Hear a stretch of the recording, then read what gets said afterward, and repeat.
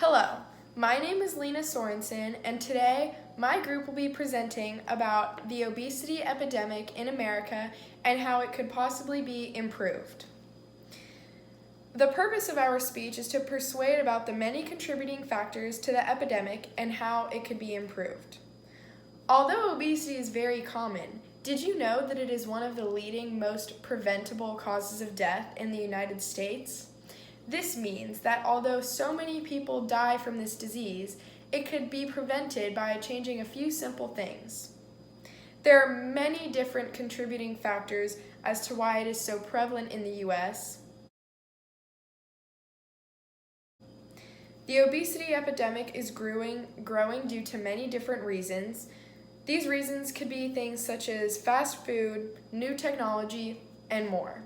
Here is a list of several of the most important factors that go into this.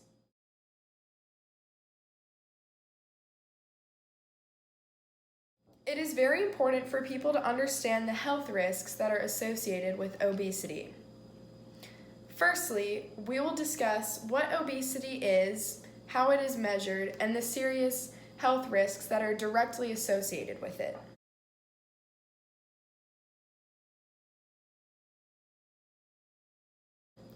Secondly, we will discuss the reason for the large number of people that suffer from this disease and how it can be impacted by their surroundings and their culture.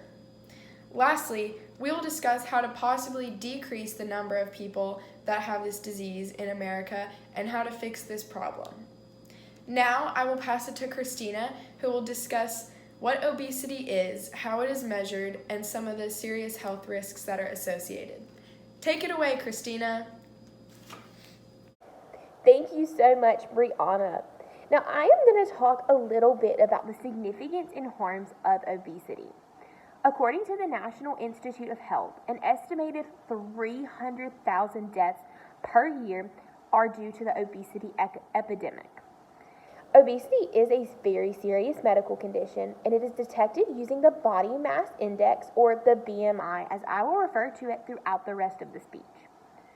According to the World Health Organization, or the WHO, obesity is defined as abnormal or excessive fat accumulation that presents a risk to health. A BMI over 25 is considered overweight, whereas a BMI over 30 is considered obese. Measured as weight in kilograms, a BMI is going to be your weight in kilograms divided by your height in meters squared. So that's how a BMI is calculated. And a BMI, like I said, greater than 30 or equal to 30 is considered obese. This epidemic is growing rapidly due to many reasons, such as changes in culture, lack of government regulations, as well as unethical marketing practices and poverty. This is a very serious condition, and it is very widespread. The increasing amount of obese people in America is high and widespread. Therefore, it is an epidemic. According to the CDC, or the Centers of Disease Control, the prevalence of obesity in the United States throughout the years of 2017 and 2018 was 42.4%. That means 42.4% of Americans were impacted by obesity in some way, shape, or form. Obesity affects some races more than others.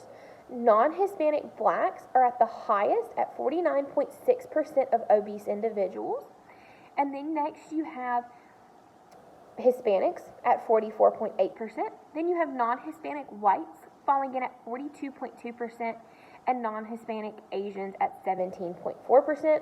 And all of these statistics came from the CDC in 2020. The prevalence of obesity in children ages 2 through 19 was at 18.5%.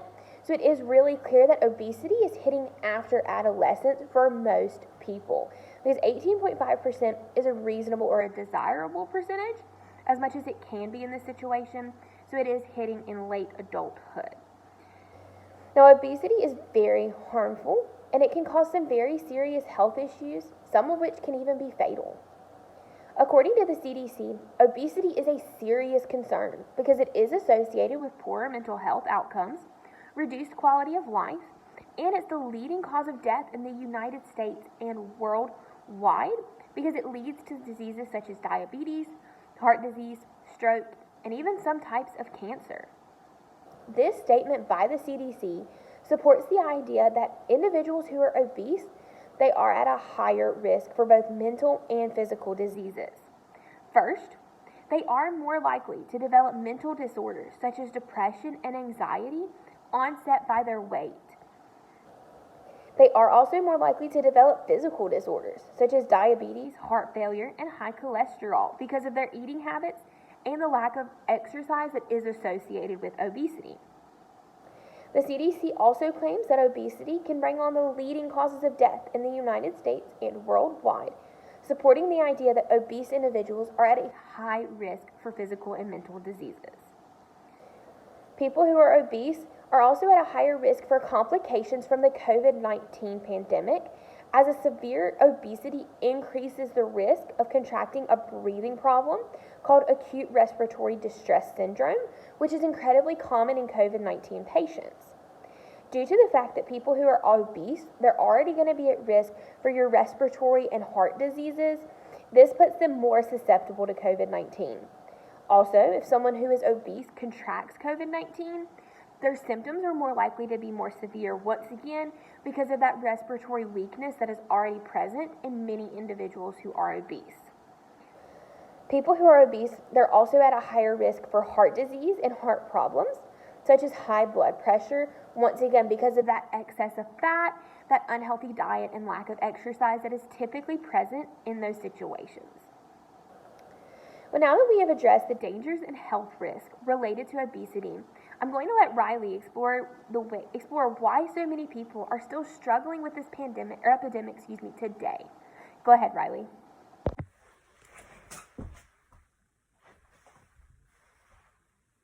Now that Christina has addressed the dangers and all the health risks of obesity, I'm going to talk about why so many people still struggle with this problem today. There are various factors ranging from time efficiency, cost effectiveness, and just the overall enjoyment of eating unhealthy foods and living an unhealthy lifestyle, which all contribute to the obesity problem. For starters, fast food is very quick and affordable for many people. Most Americans work, and others participate in many extracurricular activities outside of their schoolwork, which makes fast food one of the most quick and easy options. According to the CDC's National Center for Health Statistics, more than 1/3 of youth aged 2 to 19 eat fast food on a given day. Eating fast food at such a young and very influential age sets these young adults up to live a very unhealthy lifestyle for the rest of their adult lives. According to the Plutus Foundation, a comprehensive review of 27 studies in 10 countries found that unhealthy food is about $1.50 cheaper per day than healthy food. Not only is it easier to access and much faster for many Americans, but it's also cheaper. And a lot of Americans who don't make that much money would choose fast food and unhealthy food just because of the price. Unhealthy food is also much more appealing to the eye. According to the Plutus Foundation, many processed foods instantly satisfy cravings for salty and sugary snacks. Cravings can stem from many things, such as hormonal changes, mood swings, and sometimes people just experience random cravings throughout the day. This creates a snacking habit, and this snacking habit has become a prominent cause for the obesity problem. Hypothetically speaking, you're more likely to want an eye-appealing, pre-packaged meal, something that looks like it's going to taste good, than something healthy that you prepare in your kitchen. Unless you're a professional chef, a quick assortment of vegetables that you prepared might be healthier, but it's not going to look like it tastes as good as something that you see on a pre-packaged meal. According to Cleveland Clinic, many people use food as a coping mechanism to deal with feelings such as stress, boredom or anxiety, or even to prolong feelings of joy. This is what makes fast food and just unhealthy food a go-to option for someone's instant psychological gratification. Overeating due to a rising mental health crisis in the United States also contributes directly to the cause of obesity. Most U.S. citizens have reliable access to the internet and unlimited sources of entertainment that hinder them from being active. This is another thing, a main cause that's contributing to the obesity problem. People used to depend on physical activity for entertainment and to communicate with their friends, but now they don't rely on that anymore. They can sit indoors in front of a screen for hours a day with unlimited sources of entertainment and media and never get bored. This makes them lose motivation to be physically active. This problem is especially affecting the youth in America.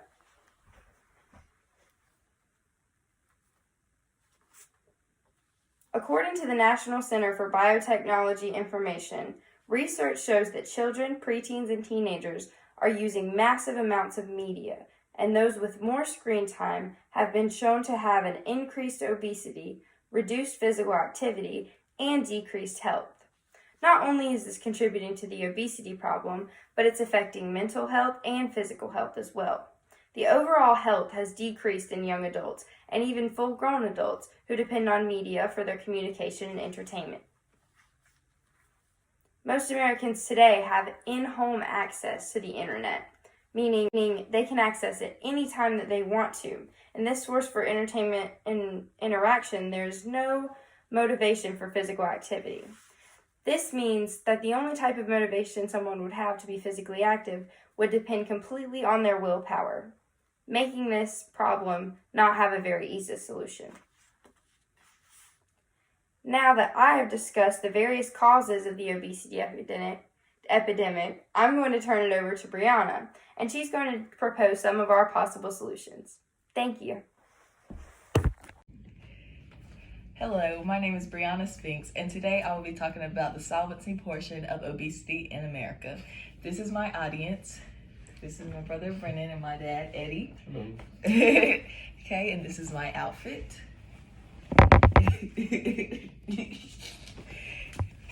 Okay. I feel like I'm in the audience no more. Okay. Schools should have a required nutrition lesson. Okay, hold on one second. Still on the mirror.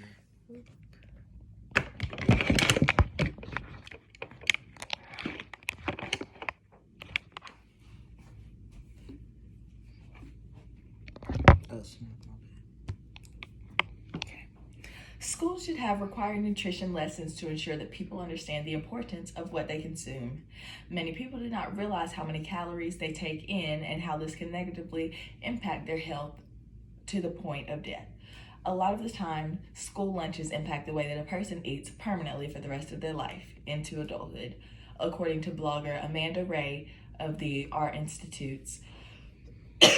Processed foods that are high in fat, sugar, and salt have become a mainstream of lunches in schools across America, and the results are in. Experts say these unhealthy school lunches are a contributing factor to the childhood obesity epidemic. To start the initiative, kids should be made aware of the health risks and what to eat and what not to eat from the start of school. Most of the things that kids learn come from school, so why don't kids learn about nutrition more? The intensity should increase with the grade level, and it should be shown in lunchrooms what to eat and what not to eat, and explained as well. It may also be helpful if schools send papers home with parents explaining the importance of eating right, a My Plate diagram, and examples of meals to make at home. The second step for solvency would be to raise taxes on unhealthy foods such as sodas, some fast foods, and sweets, and more, while lowering the cost of healthier foods as well. Healthy foods tend to cost more in comparison with junk food, so if the roles were reversed, it is very likely that many people would purchase the healthier option, and healthier fast food options would also help significantly. In areas such as Siler City, there are limited options for food, so fast foods are very common, and they're really unhealthy restaurants. These restaurants hardly ever have healthier options, and when many people are grabbing a quick bite, it becomes a habit to eat food that is not good for them. According to the Vitana blog, in the United States, top 10 quick serve restaurant chains had 94,400 85 locations combined in 2011. According to information published by Huffington Post, virtually every community with more than 1,500 people has at least one fast food chain that they can access. Garrison, Massachusetts, even has a McDonald's, and their total population of 2010 was only 210 people. The advantage of fast foods is that it provides people affordable access to the number of calories they need for proper health, but the disadvantage is how unhealthy it can be. With meals priced at $2 or less in some locations, even low-income households can afford these different meals. So the disadvantage of fast food is the quality of calories that are being consumed. Many fast food products are high in fat content, high in sodium, and low in overall nutrition. Some fast food products contain more fat in them than the average adult should consume in a day. Some have salt contents that are higher than an individual should consume in an entire week. This leads one to believe that if prices of unhealthy foods were increased, that many people would start to have a healthier lifestyle.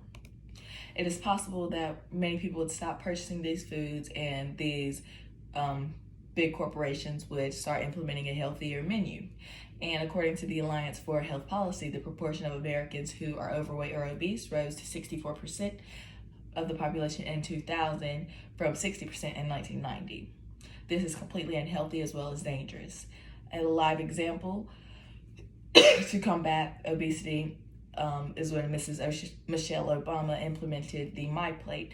This consists of half a plate of fruits and vegetables and the other half of grains and protein. There's also a small side for dairy such as milk or yogurt. This is an example of the My Plate right here. As you can see, half is fruit and vegetables, half is grain and protein, but there's more vegetables than fruit, and the grain and protein are about even.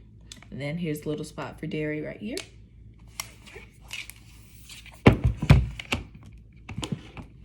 The goal was to help people to make healthier choices in their eating lifestyles, and Mrs. Obama stated that this was a quick and simple reminder for all of us to be more mindful of what we put into our bodies. And with her being a mom, she can already tell how this was going to help her children and parents across the country. This My Plate replaced the food pyramid in the previous years, and about 5 to 6 ounces of the protein is what was recommended, and about 6 to 8 greens were recommended. And the main point was to provide a visual so everyone could see how much of each thing you could eat, because a lot of people get their portions messed up. According to the patient information website, a healthy diet may prevent certain serious diseases such as heart disease, stroke, and type 2 diabetes. It may also help to reduce your risk of developing some cancers. Also, a main way of preventing overweight problems and obesity is a healthy diet. So if you are ever overweight or obese, eating a healthy diet can help you lose weight, as well as regular physical activity, and this can help you avoid or reduce your obesity. Once again, here's my outfit. Okay, and here are my shoes.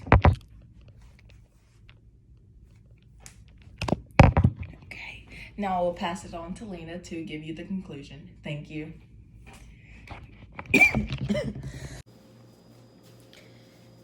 Now that we have discussed how it is defined, measured, and the risks that are associated with it, then we discuss the many things in society that contribute to it, mainly being fast food and technology. And lastly, we discussed how to possibly improve it, which could be discussing it more in school and options such as My Plate by Michelle Obama. This will be important because it will help adolescents learn to have a balanced and healthy diet so that they're able to live a long, healthy life.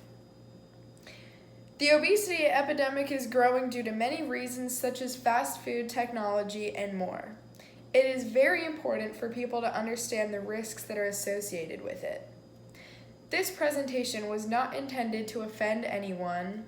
This presentation was made to identify the multiple leading factors in a high-risk epidemic and how it could possibly be improved.